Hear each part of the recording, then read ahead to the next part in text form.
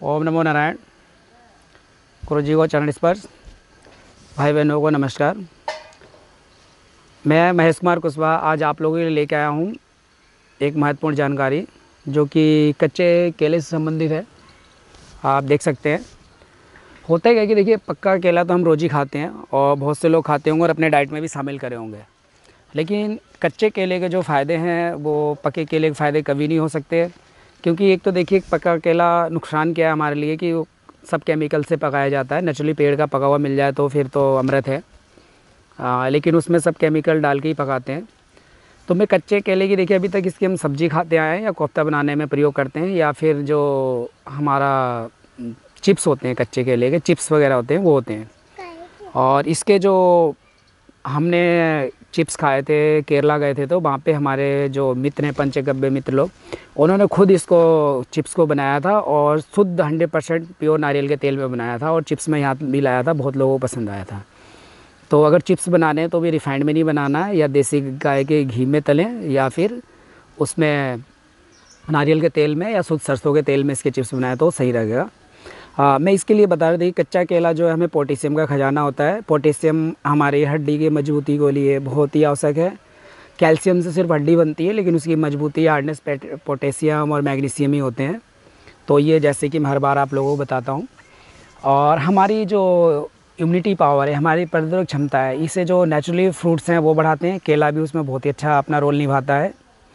ये हमें दिन भर एक्टिव रखता है। और मैं आपको बताऊं, मेरा बचपन से केला, पपीता, नींबू फेवरेट रहा है।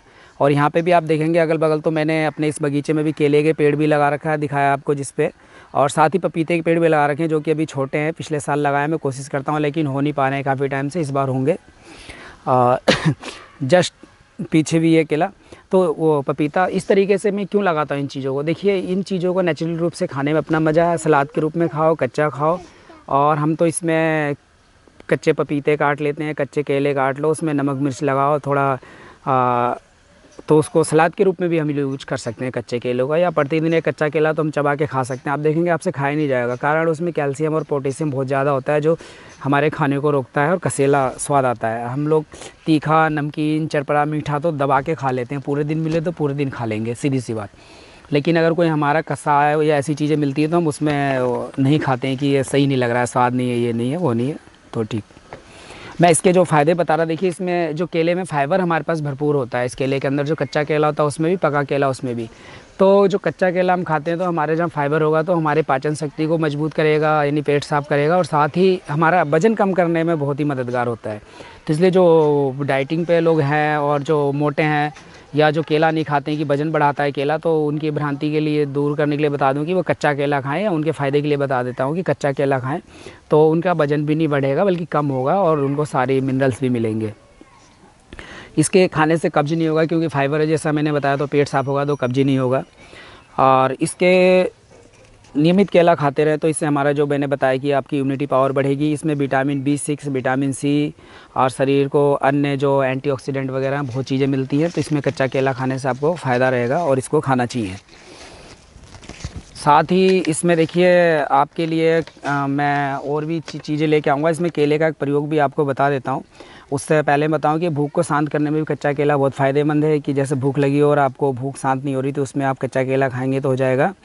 मधुमेह जिसमें शुगर वाले लोग हैं उनके लिए भी केला बहुत फ़ायदा करता है। देखिए पका केला तो मना करते हैं, तो कच्चा केला वो खाएंगे तो उनसे जो मिनरल्स मिलने हैं केले से वो सारे मिलते रहेंगे।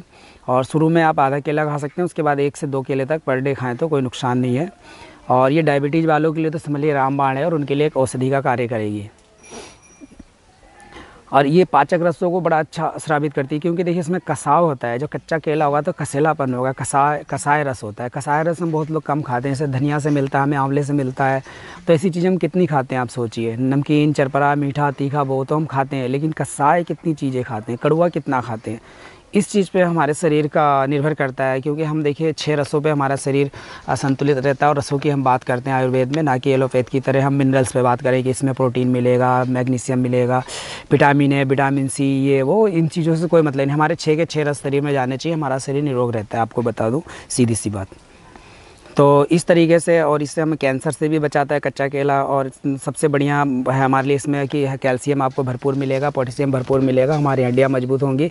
और आप एक रसायन मुक्त फ्रूट्स लोगे, आप फल ले रहे हो रसायन मुक्त। जो केमिकल आजकल मार्केट में केला पकाने के लिए आ रहा था वो सही नहीं है, उसमें सब लिक्विड ही डालते हैं, चाहे कोई बोले कि कितना भी नहीं डालते हैं, तो मैं मानने को तैयार नहीं हूँ।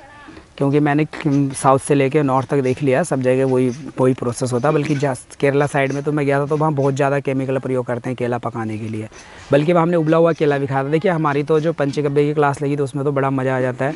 केला भी उन्होंने गर्म पानी में उबाल दिया था, अध पके हुए केले थे, तो उसके बाद उसका स्वाद भी बदल गया था और पूरा पका हुआ आया था। मज़ा आ गया था कि केला खा के पेट भर जाता था। वो बड़े वाले केले होते हैं जो देसी केले होते हैं, जैसे ये हमारा भी तो बहुत छोटा है, इसके बाद में ये भी बहुत बड़ा हो जाएगा। और इस केले के फूल की भी सब्ज़ी बनती है, कुछ लोग जानते होंगे, हमने भी खाया बचपन में, अब तो नहीं खाते। और साथ में अगर किसी को लूज मोशन हो रहा है, लूज मोशन नहीं रुक रहा है, तो इसको केले के तने में से चीरा मारेंगे, उसमें से जो पानी निकलेगा उसको वो कटोरी में या किसी कप में, बर्तन में उस पानी को कलेक्ट कर लें और जैसे चीरा मार के नीचे लगा देंगे तो पानी आ जाएगा। या पत्ते को चीरा मार के पानी लगा सकते हैं, उसमें हल्का सा सेंधा नमक मिलाइए और पी लीजिए। 2-3 एक बार पिएंगे तो रुक जाएगा, अगर नहीं रुकता है तो फिर 1.5-2 घंटे बाद फिर दोबारा पी लें। तो उससे क्या है कि दस्त रुक जाते हैं, लूज मोशन रुक जाता है।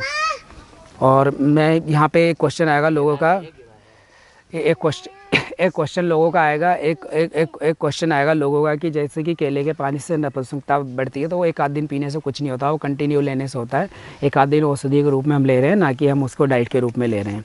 तो इस बात का ध्यान रखिएगा। तो ये केले के बारे में मैंने बताया कि कच्चे केले हमें पके केले से भी ज़्यादा फ़ायदेमंद है। इसी के साथ ही आप लोगों ने वीडियो देखा, आप लोगों का पुनः धन्यवाद है। और आगे आप मेरे चैनल को जिस तरह सब्सक्राइब कर रहे हैं और शेयर कर रहे हैं उसके लिए धन्यवाद। और इसी तरह करते रहिएगा, मेरा सहयोग देते रहिएगा। इसी के साथ ही आप लोगों को जय हिंद, जय भारत, जय आयुर्वेद।